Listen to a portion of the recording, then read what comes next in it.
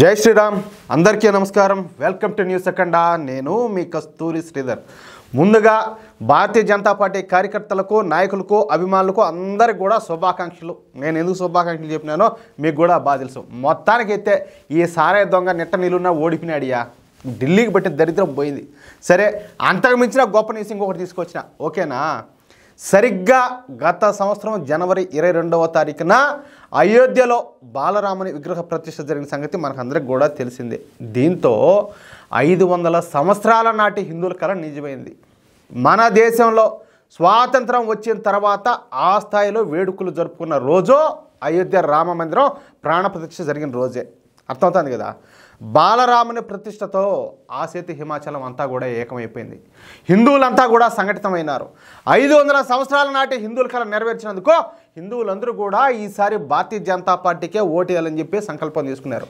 అసలు ఈ ప్రతిపక్ష పార్టీలు ఇవన్నీ కూడా ఈ బీజేపీని వ్యతిరేకించే పార్టీలు హిందుత్వాన్ని వ్యతిరేకించే పార్టీలు అన్నీ కూడా ట్యాబ్ తిప్పేసినాయి వాళ్ళకి తెలియకుండానే పోయింది వచ్చంతా కూడా అర్థమవుతుందా భయపడిపోయినారు నాయన ఏందిరా హిందువుల్లో ఇంత మార్పు ఏందిరా స్వామి అన్నట్టుగా సరే మీకు ముఖ్యంగా ఇంకొక మాట చెప్పాలా అయోధ్య ప్రజలు కూడా ఖచ్చితంగా భారతీయ జనతా పార్టీకే ఓటేయాలని చెప్పేసి నిర్ణయానికి అయితే వచ్చేసారు అయితే ఇక్కడ ఒక తిరకాసు ఒకటి ఉన్నది ఈ అయోధ్య జిల్లాలో ఉన్నటువంటి బీజేపీ నాయకుని పేరు లల్లు సింగ్ మనిషి అయితే మంచోడే చాలా అంటే చాలా నిజాయితీపరుడు కానీ కొంచెం నోటు దోలు ఎక్కువ అన్నమాట సరే ఆయన మాట్లాడేది ఏందనేది పక్కన పెడితే ఆలోచించకుండా నోటికి ఏది వచ్చి అది మాట్లాడుతూ ఉంటాడు దీంతో సరిగ్గా పార్లమెంట్ ఎన్నికల ముందు ఈ లల్లు సింగ్ మాట్లాడుతా ఎన్నికల్లో బీజేపీకు 400 సీట్లు వస్తే రాజ్యాంగాన్ని మారుస్తామంట ఏదో నోరు జారి ఒక పనికి మాలిన మాట అయితే అనేసినాడు ఈ రాజ్యాంగాన్ని మార్చేది అనేది ఏం కొత్తగా ఏం జరగలే కదా నెహ్రూ ఉన్నప్పుడు రాజ్యాంగాన్ని మార్చారు ఇందిరాగాంధీ ఉన్నప్పుడు రాజ్యాంగాన్ని మార్చారు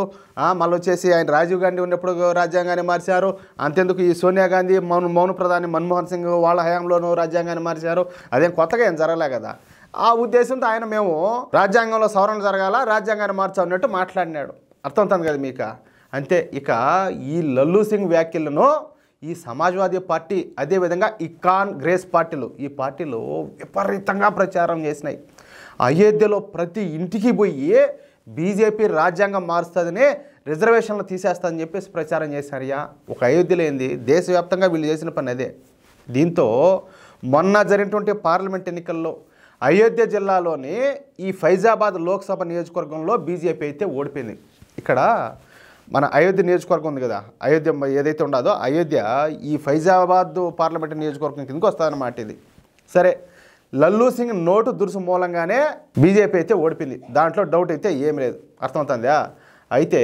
ఈ అయోధ్య జిల్లాలోని అయోధ్య పట్టణం పక్కనే మిల్కీపూర్ అనే నియోజకవర్గం ఉంటున్నది నిజానికి అక్కడ ముస్లింల జనాభా చాలా ఎక్కువ అనమాట దాదాపుగా 40% మంది ముస్లింలే అక్కడ నివసిస్తూ ఉంటారు ఇంకా మీ తెలియదే ఉండదు మన మాదిరి సన్నాసులు కాదు వాళ్ళంతా ఒకటే మాట మీద ఉంటారు ఏ పార్టీకి ఓటేసినా కూడా ఒకటే పార్టీకి ఓటేస్తారు వాళ్ళ మాట నెక్స్ట్ లెవెల్ వాళ్ళ ఐకమత్యం నెక్స్ట్ లెవెల్ మన మాదిరి అయితే కాదు వాళ్ళు ఇప్పుడు ఈ మిల్కీపూర్కు ఉప ఎన్నికలు అయితే వచ్చిపడినాయి కానీ ఈ మిల్కీపూర్లో సమాజ్వాదీ పార్టీ చాలా బలంగా ఉన్నది ఇక్కడ ఇంకొక మాట చెప్పేదా ఏ పార్టీ అయితే బీజేపీని ఢీ కొట్టగలుగుతుంది అనుకుంటారో ఏ పార్టీ అయితే బలంగా ఉన్నదని చెప్పి వాళ్ళకి అనిపిస్తుందో ఆ పార్టీకి ఓట్లేస్తారు అంతెందుకు ఇప్పుడు ఢిల్లీలో ఎలక్షన్ రిజల్ట్ చూసుకోండి ఒకసారి కాంగ్రెస్కో పెద్ద 0 వచ్చింది గుండు 0 మరి ఆమ్ ఆద్మీ పార్టీకా అట్టుంటుంది అంటే ఏ పార్టీ అయితే బీజేపీని ఢీ కొట్టగలుగుతుంది అనుకుంటారో ఆ పార్టీకి వాళ్ళు ఎక్కువ ఓట్లేస్తారన్నమాట సరే ముస్లింల జనాభా ఎక్కువగా ఉండడంతో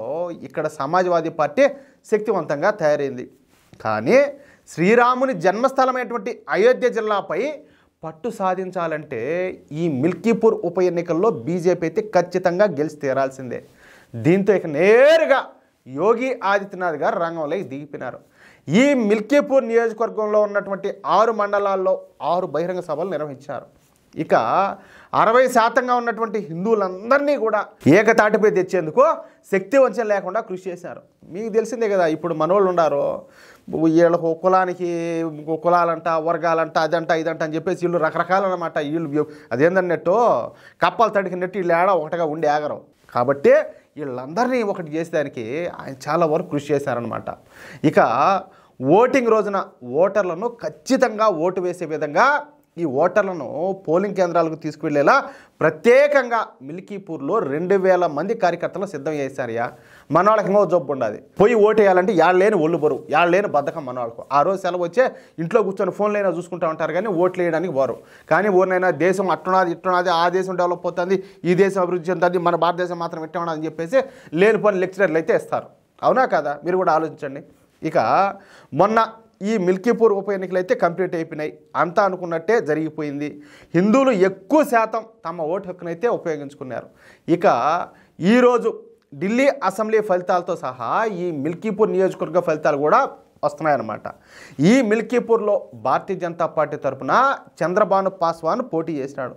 అదేవిధంగా సమాజ్వాదీ పార్టీ తరఫున అజిత్ ప్రసాద్ పోటీ చేసినాడు. ఇక ఈరోజు వస్తున్నటువంటి ఈ మిల్కీపూర్ ఉప ఎన్నికల ఫలితాల్లో బీజేపీ అభ్యర్థి అయినటువంటి చంద్రబాను పాస్వాన్ ఈ సమాజ్వాదీ పార్టీ అభ్యర్థి పైన ఏకంగా 22,000 ఓట్ల ఆధిక్యంలో దూసుకొని పోతున్నాడు. మొత్తంగా ఈ మిల్కీపూర్ ఉప ఎన్నికల్లో బీజేపీ అభ్యర్థి 30,000 ఓట్ల మెజార్టీతో గెలిచే అవకాశం అయితే ఉన్నది. అయోధ్య జిల్లాలోని అయోధ్య నియోజకవర్గానికి పక్క నియోజకవర్గమైనటువంటి ఈ మిల్కీపూర్ నియోజకవర్గంలో బీజేపీ మళ్ళా జెండా ఎగరేయడం అతిపెద్ద విశేషం అనమాట. అంటే మళ్ళీ ఈ అయోధ్య పైన బీజేపీ పట్టు సాధించని చెప్పుకోవచ్చు. ఏమంటారా? ఎప్పుడు కూడా ఒకటిగానే ఉండదు. సరే, జనాలు కూడా ఒక్కోసారి ఏంటంటే ఈ చెప్పుడు మాటలేనో రకరకాలుగా ఏదో ప్రలోభాలకు లోనయ్యో పోతూ ఉంటారట. కానీ ఎప్పుడు ఒకటేగా ఉండదు కదా. వీళ్ళే కదా ఈ కాంగ్రెస్ పార్టీ, అఖిలేష్ యాదవ్ వీళ్ళందరూ కలిసి మొన్న పార్లమెంట్ ఎన్నికల్లో ఒక్కో కుటుంబానికి ₹1,00,000 ఇస్తామని చెప్పినారు. మరి ఇచ్చినారా? ఏమన్నా జరిగిందా? ఎన్నో అబద్ధ హామీలు, అబద్ధ ప్రచారాలు. జనాలు ఏంటంటే చీకొట్టేటట్టు ఇప్పుడు ఢిల్లీ ఎన్నికల్లో బుద్ధి చెప్తారు. అదేవిధంగా ఈ మిల్కీపూర్లో కూడా జరిగింది. అందుకే చెప్తున్నా, అబద్ధం అనేది ఎప్పుడు కూడా నిలబడదు, న్యాయము ధర్మమే గెలుస్తుంది. అది మిత్రులారా, ఈ న్యూస్ కనుక మీకు నచ్చినట్లయితే ఈ న్యూస్ నలుగురికి షేర్ చేయండి. అదేవిధంగా ప్రతి ఒక్కరు కూడా ఈ న్యూస్కు సంబంధించి మీ యొక్క అమూల్యమైన అభిప్రాయాలను ఖచ్చితంగా కామెంట్ చేయండి. ఇంకో మాట, ఇంతవరకు మన ఛానల్ సబ్స్క్రైబ్ చేసుకున్నట్టయితే ప్రతి ఒక్కరు కూడా మన ఛానల్ సబ్స్క్రైబ్ చేసుకోండి, సపోర్ట్ చేయండి. జై శ్రీరామ్.